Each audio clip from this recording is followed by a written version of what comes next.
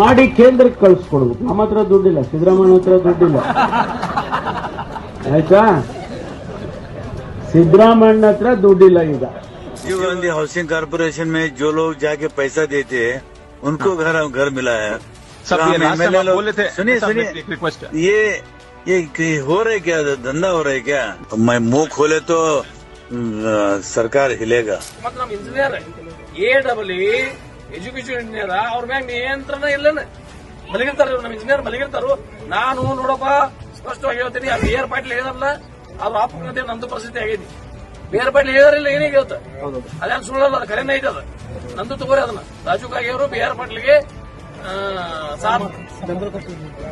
ಬೆಂಬಲಿಸುವ ಮಾತಿದ್ದನ್ನ ನನ್ನ ಇದು ಎಲ್ಲ ವ್ಯವಸ್ಥೆ ಅನ್ನೋದೆಲ್ಲ ರಾಜ್ಯದಲ್ಲಿ ಅಡ್ಮಿನಿಸ್ಟ್ರೇಷನ್ ಆಡಳಿತ ಸಂಪೂರ್ಣ ವಿಫಲವಾಗಿದೆ.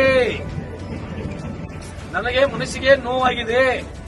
ನಾನು ML ಆಗಿದ್ಕೊಂಡು ನಮ್ಮ ಗ್ರಾಮಗಳಲ್ಲಿ ಒಂದು ಚರಂಡಿ ಮಾಡಕ್ಕಾಗ್ತಾ ಇಲ್ಲ, ನನಗೆ ಒಂದು ರಸ್ತೆ ಮಾಡಕ್ಕಾಗೋದಿಲ್ಲ, ಯಾವ್ದಾದ್ರೂ ಒಂದು ಒಳ್ಳೆ ದೂರದ ಒಂದು ಕಣ್ಣಿಗೆ ಕಾಣ್ತಕ್ಕಂಥ ಒಂದು ಶಾಲೆ ಕಟ್ಟಕ್ಕಾಗಲ್ಲ.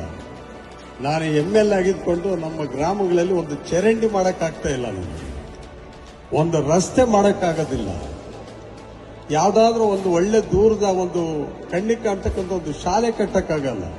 I mean, during this year, Karnataka corruption issues are too much are there. Because of that, there is Karnataka is a branded one of the corrupt state.